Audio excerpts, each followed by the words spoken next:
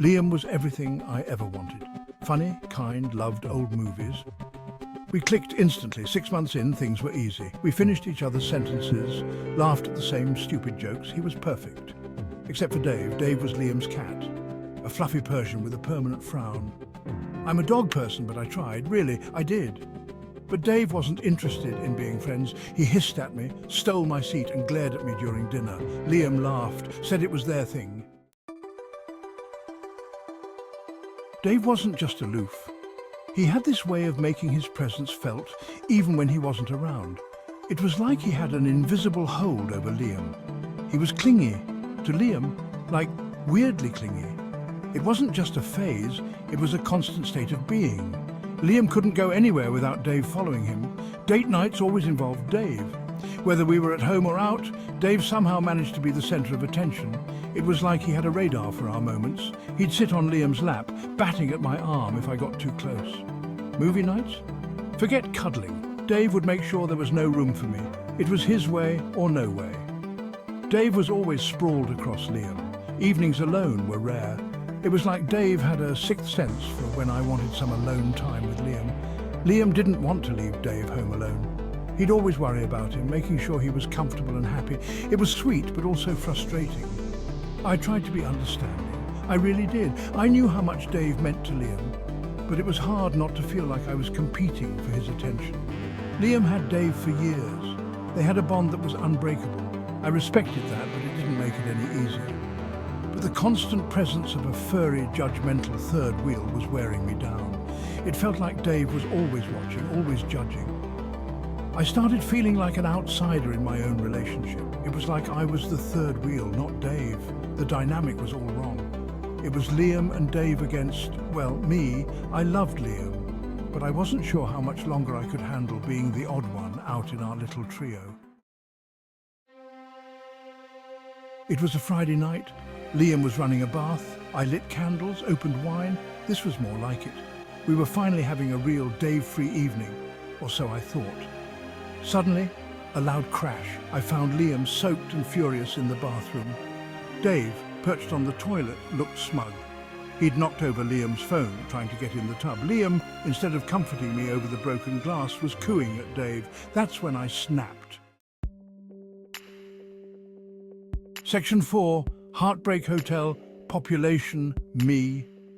It felt like the walls were closing in, suffocating me with the weight of my own thoughts. I can't do this anymore, Liam. The words echoed in the room, bouncing off the walls and hitting me harder than I expected. The words just tumbled out. Liam looked stunned, his eyes wide with disbelief. He never saw it coming. It's me or the cat, Liam. I couldn't believe I was giving such an ultimatum, but it had come to this. He stammered, tried to explain, but I was done. My patience had run out, and my heart couldn't take it anymore. I grabbed my things and left.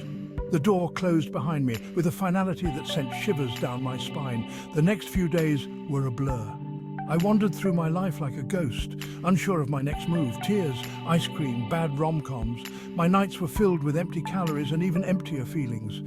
Had I overreacted? Maybe. Doubt crept in, making me question every decision I had made. But the truth was, Dave was a symptom of a bigger issue.